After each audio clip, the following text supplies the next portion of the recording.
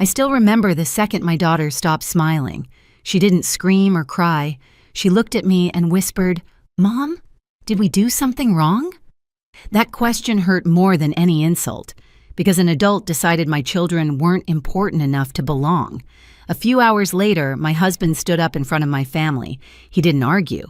He didn't explain. He pulled out his phone. What he said next didn't just end a birthday party. It quietly destroyed a deal, a reputation, and a lie my family protected for years. But none of them understood what they had just triggered that day. My name is Allison. I'm in my early 30s, married with 2 kids, who still believe the world is mostly fair if you explain it carefully enough. I work in management, long hours, steady pressure. The kind of job where you're always solving problems for other people. At home, though, I try to keep things simple. Dinner at the table. Homework spread across the counter. A house that feels safe even when life outside isn't. That Tuesday evening, I was in the kitchen stirring a pot of pasta sauce, the smell of garlic filling the room. My daughter was coloring at the table. My son was lining up toy cars by color, completely focused. David wasn't home yet. He usually worked late, but he always made it home in time to tuck the kids in. That's when my phone rang. Sarah. My older sister had a way of calling like she already assumed the answer would be yes. Bright voice. Fast pace. Like she was doing you a favor by including you at all. "Emily's turning 8 next month," she said. "We're doing a big party. That new venue downtown. You know, the one everyone's talking about." I smiled automatically. "That sounds great. The kids will love it." There was a pause. Not long. Just long enough. "Well, actually," she said, "we're keeping it smaller. Just close family and Emily's school friends." I turned the stove down. "Okay. What does that mean?" "It means you and David are invited, obviously. But we're not really doing the cousin thing this year." The words landed wrong. Heavy. Slippery. "My kids?" I asked. She sighed like I was making this complicated. "Emily wants it to feel more grown up. Fewer little kids running around. It's her birthday." My daughter looked up from the table, smiling at me, holding up her drawing. I swallowed. "They're her cousins," I said quietly. "They adore her. And I adore you," Sarah replied, her tone practiced. "But this is what we decided. I told her calmly that if my kids weren't invited, David and I wouldn't be coming either. She laughed it off, warned me Mom wouldn't be happy, and hung up before I could say anything else. That night, after the kids were asleep, I told David everything. He listened without interrupting. When I finished, he nodded once. "Then we're not going," he said. At the time, I thought that was the end of it. I didn't know it was just the beginning. The fallout didn't come all at once. It seeped in through small things. A group message lighting up my phone while I was at work. Photos of balloon colors. A discussion about catering options. Everyone talking like nothing had happened. I didn't respond. 2 days later, my mother called. She always did when silence made her uncomfortable. "Sarah said you're not coming to Emily's party," she said, her voice already halfway to disappointment. "What's going on?" I explained it slowly, carefully. The way you do when you're hoping someone will hear the part that matters. There was a pause, then the familiar answer. "It's Sarah's choice. It's her daughter's birthday. You can't expect her to invite everyone." "I'm not expecting anything," I said. "I'm choosing not to attend something where my children are deliberately excluded." "You're making this bigger than it needs to be," she replied. "Just come. The kids won't even notice." "They will," I said. "They'll notice when every other grandchild is there except them." She sighed. "You're being stubborn. I'm being their mother." We ended the call without resolving anything. After that, the pressure started coming from everywhere. My brother texted asking if there was drama. I gave him the short version. He said he understood, but he was still bringing his kids because he didn't want to rock the boat. A few aunts chimed in with comments about family unity and not letting small things ruin relationships. Small things. I kept replaying Sarah's voice in my head, calm, certain, like she hadn't said anything cruel at all. David noticed the shift before I said anything else. He started coming home earlier, watching more, asking fewer questions. That's how he was when something felt off. Quiet but alert. The week before the party, my mother called again. This time she tried a softer approach. "Emily would be so sad if you weren't there," she said. People will ask questions. They can, I replied. I'm not explaining why my kids weren't invited. Well, maybe you should, she said.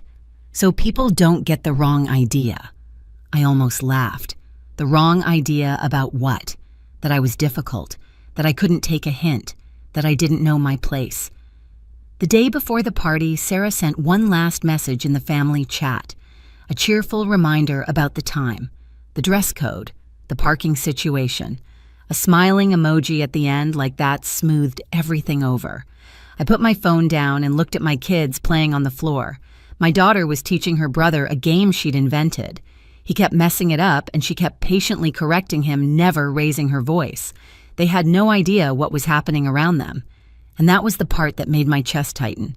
That night, David asked, "Are you okay?" "I am," I said after a moment. "But tomorrow might not be." He nodded. "Then we'll handle tomorrow when it comes." I believed him, but I still didn't know how hard tomorrow would hit or how quickly everything would change once my children learned the truth. The morning of the party arrived bright and clear, the kind of day that feels unfair when you're carrying something heavy. David suggested we take the kids somewhere fun, somewhere loud and distracting. We chose the aquarium in the city, their favorite place where everything glows blue and nothing feels urgent. At first it worked. My son pressed his face to the glass, watching a stingray drift by like a living shadow. My daughter laughed when the penguins dove her ponytail, bouncing with every step. I told myself we had made the right call, that we had protected them. Then my daughter tugged on my sleeve. "Mom," she said softly, "is Emily's birthday today?" The question landed like a dropped plate, sharp, sudden. David's hand tightened around our son's shoulder. "How do you know that, sweetheart?" I asked. "Grandma told me," she said. "She asked what dress I was wearing to the party." Of course she did. I knelt down so we were eye level. The hum of the tanks filled the space between us. "We're not going to that party," I said carefully. Her smile faded. Why not I searched for words that wouldn't break her, words that wouldn't teach her the wrong lesson. Sometimes I said parties are just for certain people. She blinked. "But I'm her cousin." I know, I said, my throat tightening. Her eyes filled fast and silent. "Does Aunt Sarah not like us?" My son started crying before I could answer. Big hiccuping sobs that echoed off the glass. David picked him up immediately, pressing his forehead to his hair. "We're going home," he said quietly. The drive back was silent except for sniffles in the back seat. I kept my eyes on the road because if I looked at the mirror, I knew I'd lose it. When we got home, I put on a movie and handed out snacks like bandages. The kids curled up together, already drifting back toward normal. Kids are resilient like that. I wasn't. David disappeared into his office. I could hear the low murmur of his voice through the door. Not angry, controlled. That scared me more. An hour later, my phone buzzed, then buzzed again. Messages stacking up. Missed calls. My mother, my brother, Sarah. I walked into the office. David looked up at me, his expression calm but resolved. The kind of calm that comes after a decision has already been made. "They made our children cry," he said. "That's not something I'm willing to overlook." That was the moment I understood something clearly for the first time. Staying quiet hadn't protected anyone. It had only delayed the consequences, and whatever was about to happen next, it wasn't going to be gentle. I didn't ask David what he meant at first. I could tell by the way he was sitting, shoulder squared, phone face down on the desk, that whatever decision he had made was already in motion. He wasn't pacing. He wasn't venting. He was calm in a way that only happens after someone crosses a line you never meant to forgive. "What did you do?" I asked quietly. He turned the screen toward me. I didn't recognize the details at first. Just a chain of emails, short, professional, carefully worded, subject lines about meetings, timelines, approvals, the kind of messages most people skim without thinking twice. "Sarah's husband has been trying to lock down a major contract," David said. "It's been dragging on for months." I knew that much.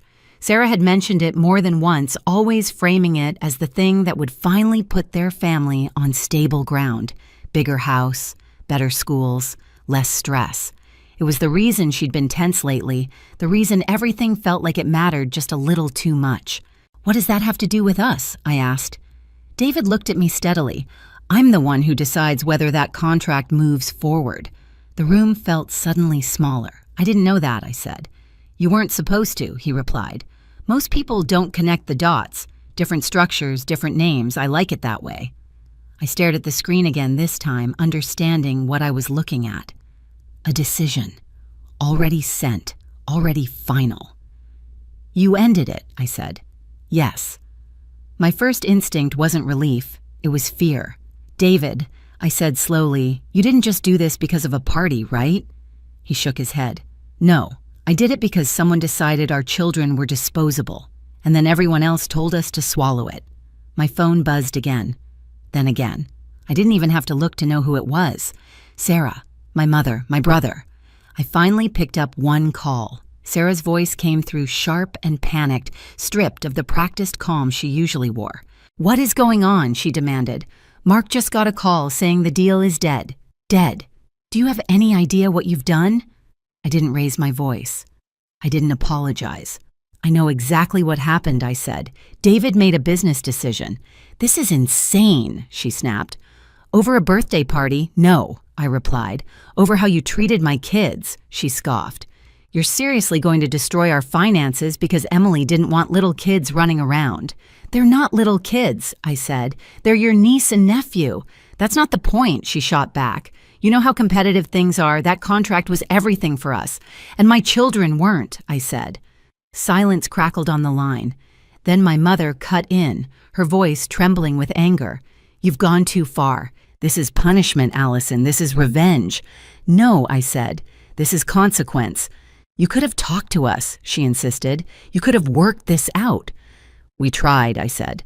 You told me the kids wouldn't notice. They noticed. David reached for my hand, grounding me. Sarah's voice softened just slightly. You planned this, she said. You knew he could do this. I didn't, I replied honestly. But even if I had, it wouldn't change what you did. You're being cruel, she said. You're ruining our future. I took a breath. You hurt my children. Tell me which one of us decided that was acceptable. She hung up. The rest of the afternoon blurred into noise, messages flying in from relatives who suddenly cared very deeply about family unity, calls I didn't answer, opinions I didn't ask for. Everyone had a take once money entered the picture. David ignored it all. He closed his laptop, stood up, and walked into the living room where our kids were sprawled on the floor with blankets and popcorn. He sat down with them like nothing else existed. That night, Sarah showed up at our door, alone. She looked smaller than I remembered, tired. Her eyes flicked around the house as if she was seeing it for the first time. The kids' drawings taped to the fridge, the scuffed coffee table, the life we'd built without needing approval. Can we talk? She asked. We sat in the living room, the same room where my kids had cried hours earlier. She twisted her hands together, avoiding my eyes. I didn't realize it would go this far, she said. Then you didn't think very hard, I replied. She flinched but didn't argue.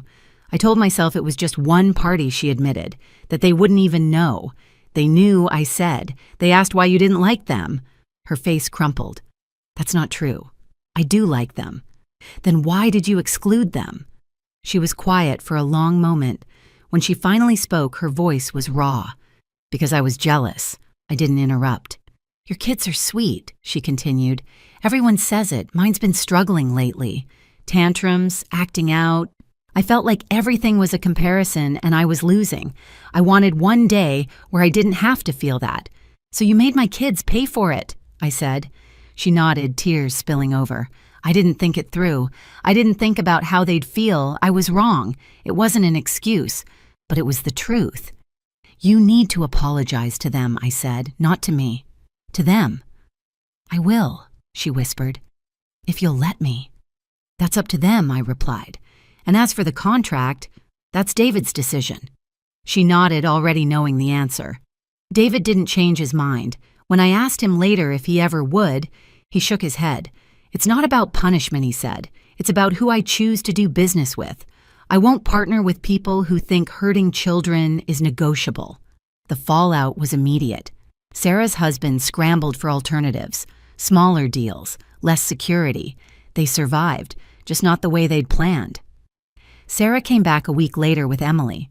She knelt in front of my kids, eyes level, and apologized. No excuses, no qualifiers. Emily handed them handmade cards inviting them to a cousin-only celebration. Cake, balloons, just family. My kids forgave her instantly, the way children do when you give them honesty. The adults weren't so quick. Family gatherings changed after that. Conversations quieter, smiles more careful. Everyone knew the rules now, even if they didn't like them. And as for me, I didn't feel victorious. I felt clear. For the first time, no one questioned whether my children mattered. That was enough. The days after everything happened were quieter than I expected. Not peaceful, just subdued, like everyone was carefully choosing their words, aware that something permanent had shifted. Sarah kept her promise. She brought Emily over one afternoon with a small cake and a handful of balloons. No big speeches, no audience. She knelt in front of my kids and apologized directly. She told them she was wrong, that they mattered, that she should never have made them feel otherwise. My daughter listened closely, then nodded once. My son hugged Emily before anyone said another word. Children don't hold grudges when adults stop lying. The relationship between Sarah and me didn't snap back into place. It settled into something more cautious, polite, honest, a distance that wasn't punishment, just protection. She understood that now. David never reconsidered his decision. He didn't gloat. He didn't explain himself again. When family members hinted that things had gone too far, he simply said, "I stand by it." And that was the end of the conversation. My parents adjusted slowly. My father admitted he understood David's position, even if he wished the fallout hadn't been so public. My mother stopped framing it as an overreaction and started calling it what it was, a boundary. At home, life returned to its rhythm. Homework, bedtime stories, weekend pancakes. The kids stopped asking about the party. They remembered the cake they shared later, not the one they missed. But I remembered, and I carried that memory with gratitude. Because my children learned something important without ever having to hear it explained. They learned that when someone treats them as less than the people who love them, we'll stand up. What stayed with me wasn't the canceled deal or the family tension. It was the look on my kids' faces when they realized they were worth protecting. No explanations, no compromises, just love with a backbone. If you've ever had to choose between keeping the peace and protecting your children, you're not alone. Boundaries don't break families. Silence does.